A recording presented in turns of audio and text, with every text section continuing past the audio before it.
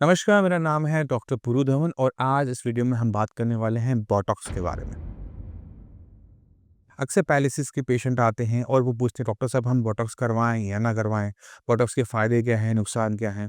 तो बोटॉक्स को हम अंडरस्टैंड करने की कोशिश करते हैं कि बोटॉक्स किन पेशेंट को दिया जाता है, इसके फ़ायदे और उसके नुकसान। तो बोटॉक्स एक पॉइज़न होता है जो कि हमारी उस हिस्से को जहाँ पे ये दिया जाएगा वहाँ पे पैरालिसिस हो जाएगा। अब मान लो कि किसी का हाथ बहुत टाइट है, खुलता ही नहीं है, खुलता है वापस आ जाता है। तो अगर इस पेशेंट को मैं बोटॉक्स के इंजेक्शन लगाऊँगा, तो ये मसल्स जो हैं वो और अच्छी पैरालाइज़ हो जाएँगी और हाथ रिलैक्स हो जाएगा। यानी वो पैरालाइज़ थी, बट वो स्पास्टिक थी। स्पास्टिक मतलब रिजिडिटी थी। बट अगर मैं बोटॉक्स दूँगा, तो उसको पैरालिसिस होगा, बट वो फ्लैसिड टाइप का होगा। मसल्स रिलैक्स हो जाएगी और नीचे की तरफ आ जाएँगी। ये जो बोटॉक्स का इंजेक्शन है, उन पैरालिसिस पेशेंट को एडवाइस किया जाता है, जहाँ पे स्पास्टिसिटी बहुत ज़्यादा है। अब सवाल ये उठता है कि बोटॉक्स क्या परमानेंट ट्रीटमेंट है? तो इसका आंसर है नहीं। बोटॉक्स जो है वो टेम्परेरी ट्रीटमेंट होता है, टेम्परेरी आप कह सकते हो सिम्प्टोमेटिक आराम देता है। 2-3 महीने, 6 महीने तक इसका आराम रहता है, फिर उसके बाद दोबारा से हो जाता है।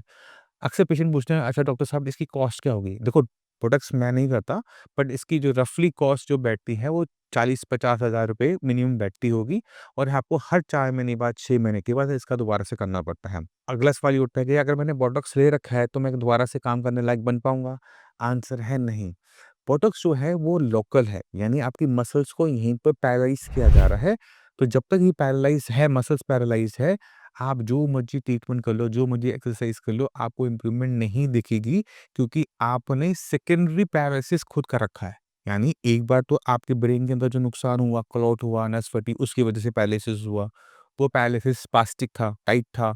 आपने क्या किया सेकेंडरी पैरालिसिस कर आपने उसको फ्लैसिड तो कर दिया, स्पास्टिसिटी तो रिलीफ़ कर दी।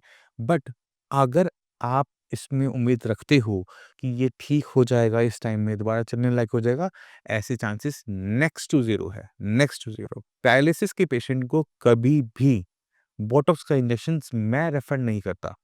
क्यों नहीं करता, उसको भी समझने की कोशिश करेंगे। अगर किसी को स्पास्टिसिटी है, तो वो स्पास्टिसिटी इसलिए है कि ब्रेन से सिग्नल मसल्स को नहीं मिल पा रहे। जब ब्रेन से, आपके नर्वस सिस्टम से आपकी मसल्स को सिग्नल्स नहीं मिलते, तो हमारी जो टोरोसिटी होती है मसल्स की, वो बढ़ जाती है। यानी वो स्पास्टिक, रिजिडिटी, ऐंठन आ जाती है, क्योंकि ये जो डिफेंसिव पोज़ीशन में पहुँच जाएगा हाथ। क्यों? क्योंकि अगर ये हाथ ऐसे नीचे रहेगा, तो जगह-जगह अटकता रहेगा।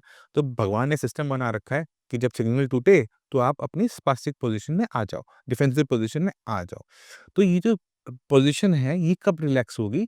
जब ब्रेन का सिग्नल दोबारा से मसल्स को मिलना शुरू होगा।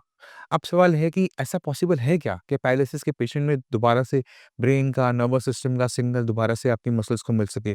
तो ऐसा पॉसिबल है थ्रू न्यूरोप्लास्टिसिटी। अब जो न्यूरोप्लास्टिसिटी है, ये क्या है? मैं इसको हर वीडियो में एक्सप्लेन करता आया हूँ और इसे दोबारा एक्सप्लेन करने की मैं कोशिश करता हूँ कि न्यूरोप्लास्टिसिटी जो है, ये एक ऐसा मैकेनिज़्म है जो ब्रेन को बहुत डेवलप करता है। आप वो दिन याद करो जब आपको पैरालिसिस हुआ था, तब आपकी कंडीशन बहुत अलग थी, है ना? बोल नहीं पा रहे थे, चल नहीं पा रहे थे, बैठ नहीं पा रहे थे। पर अगले 6 महीने में आपके अंदर इम्प्रूवमेंट हुई। बट डॉक्टर तो आपको बोल रहे थे कि आपके ब्रेन के अंदर का हिस्सा मर चुका है, वो तो ज़िंदा होगा नहीं। तो ये इम्प्रूवमेंट आई कैसे? ये इम्प्रूवमेंट आई न्यूरोप्लास्टिसिटी से। अब 6 महीने से पुराने केसेज़ के अंदर आप जो मर्ज़ी ताकत लगा लो, इम्प्रूवमेंट नहीं आती। चाहे वही फिज़ियोथेरेपी है, चाहे वही डॉक्टर है, चाहे बहुत अच्छी डाइट है, बट इम्प्रूवमेंट बहुत ज़्यादा अच्छी मात्रा में देखने को नहीं मिलेगी। क्यों? क्योंकि अब ब्रेन ने न्यूरोप्लास्टिसिटी करनी कर दी है कम या फिर वो बंद। तो अगर हम किसी पेशेंट में तेज़ी से इम्प्रूवमेंट लेकर आना चाहते हैं, तो हमें ये न्यूरोप्लास्टिसिटी को खोलना पड़ता है, स्टार्ट करना पड़ता है।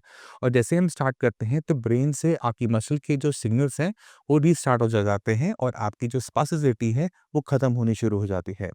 तो अगर हमने किसी पैरालिसिस पेशेंट में स्पास्टिसिटी को खत्म करना है, तो उसका एक ही तरीका है, वो है अपनी नेचुरल फॉर्म को वापस रीगेन करना। यानी ब्रेन का आपकी मसल्स को सिग्नल भेजना, जिससे आपकी मसल्स के अंदर जो टोनिसिटी है, मसल्स की जो टोनिसिटी है, वो वापस रीगेन हो सके और आपका जो हाथ है, वो जो इतना टाइट है, वो रिलैक्स हो सके।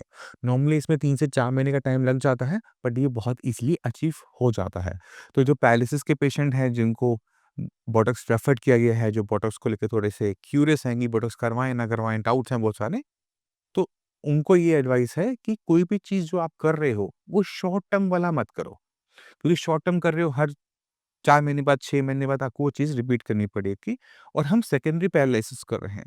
आपको जो भी करना है, एक बार चीज़ ऐसी बनाओ कि वो ज़िंदगी भर आपके साथ रहे और उसका एक ही तरीका है, वो है न्यूरोप्लास्टिसिटी। अब पेशेंट के माइंड में बहुत सारे सवाल होते हैं कि डॉक्टर साहब पता नहीं क्या बोल रहे हैं, क्या नहीं बोल रहे हैं, मेरे समझ में नहीं आ रहा, क्या रिज़ल्ट होंगे मुझे पता नहीं आ रहा। तो मैं चाहता हूँ कि मेरी बातों में ना आकर ना इस चैनल में ना बहुत सारे पेशेंट्स के हमने टेस्टिमोनियल डाले हुए हैं। एक-एक करके देखना, कुछ को मैं आपको यहीं पे दिखा के जा रहा हूँ। नमस्कार, मेरा नाम है डॉक्टर गुरु धवन और आज आपको हम मिलवाना चाहते हैं रेणु जी से। रेणु जी को 2.5 साल पहले हुआ था पैरालिसिस। 2.5 साल और 2.5 साल में मतलब जब आप 3 महीने पहले आए थे तो क्या कंडीशन थी रेणु जी? 2 महीने पहले 2 महीने पहले नहीं, मैं थोड़ा सा रो पड़ी थी क्योंकि मेरे को नहीं ठीक से चला जा रहा था। मैं थोड़ी निराश हो गई थी। अब बोलने में दिक्कत, बोलने में भी बहुत दिक्कत थी और चलने में भी दिक्कत थी। मतलब सब ये बोलने लगे थे कि तू ठीक नहीं हो गया, अब ठीक नहीं होगी, नहीं होगी। 2.5 साल पुराना हो गया था ना। हाँ, अब मतलब कि 3 महीने में ठीक हो जाए तो मुझे उसके बाद बंदा ठीक नहीं होता। लेकिन मैंने कई जगह इलाज कराया, मुझे आराम नहीं लगा। यहाँ से मुझे आराम लगा। देखो, जो उन्होंने कहा वो बात सत्य है कि अगर हम पहले 6 महीने अगर हम टाइम गवा देते हैं, ढंग से ट्रीटमेंट नहीं लेते, तो ट्रीटमेंट करना मुश्किल हो जाता है, पर नामुमकिन नहीं होता। पहले 6 महीने में अपने आप सुधार होता है, बट उसके बाद हमें दवाइयों से करवाना पड़ता है। ठीक है, तो जैसे हमने मेडिसिन आपने स्टार्ट करी 2 महीने में, आवाज साफ, तो रात ऊपर खाद वाद सब काम करने लगे, खाना बनाने लगे हो। खाना बनाती हूँ। तो आपने खुद देखा कि लकवा आपका पुराना हो सकता है उसे 2 साल, 3 साल, 4 साल हो चुके हो। तो जब आपको लगे कि आपको ठीक होना है, तो आपको बस सही तरीके से सही डायरेक्शन में काम करना होता है। आपको अपना खाना बदलना होता है, एक्सरसाइज करनी होती है, मेडिसिन जो दी जाए वो आपको करनी होती है। अगर आप ऐसा करते हैं तो 2-3 महीने में आपको अपनी बॉडी के अंदर बहुत बड़े चेंजेस नजर आने शुरू हो जाते हैं। ठीक है ना? हाँ जी। अच्छा, परहेज क्या किया वो भी बता दो लोगों को। क्या परहेज किया था खाने पीने में? परहेज का खट्टा चावल और ये मतलब कि खट्टी जो भी चीजें हैं, और बाय वाली चीजें, जो खाने में लोग सोचते हैं कि लकवे में बहुत ज्यादा परहेज करना पड़ेगा। लकवे की दिक्कत अगर किसी को है और ट्रीटमेंट यहाँ से चलता है तो एक मोटा एक ही परहेज करना पड़ता है, वो है खट्टाई का। वो भी तब तक करना पड़ता है जब तक आपकी मेडिसिन यहाँ से चल रही है। एक बार मेडिसिन बंद, परहेज बंद, गोलगप्पे खा पाओगे? 2 महीने अभी तो गोलगप्पे नहीं खाए। अभी तो बंद रहेंगे, बट उसके बाद खा पाओगे। तो आप ये लेके चलें कि एक चीज हम आपकी जरूर बंद करेंगे, वो है खटास। बाकी सब चीजें आप खा सकते हो। अब जो दालें वाले आपने बैगन बंद कर रखा था, वो आपको खा लो, कोई दिक्कत नहीं है। ठीक है? और कुछ कहना चाहोगे? नहीं, मेरे को अच्छा लगा। क्या कहना चाहोगे? यही कि संजीवनी वाकई में संजीवनी है। जो हनुमान जी लेके आए थे। नाम बदल गया हमारा, ऐसा इंस्टीट्यूट हो गया। नहीं, संजीवनी की तरह काम करते हैं। मैं निराश हो चुकी थी सर में, सच में बहुत। अब मेहनत कर लेना अगले 2-4 महीने कस के। ठीक है?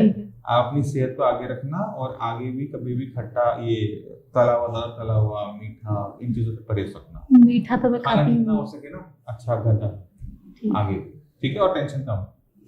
अब टेंशन नहीं। अब टेंशन नहीं है? नहीं। अब तो मैं हंसने लगी हूँ। जिम में भी जाती हूँ तो सब बोलते हैं दीदी के चेहरे पे हंसी आ गई। अब वो आपने मुझे पहले वाली बात नहीं बताई कि दुनिया क्या कहती है, बता दो।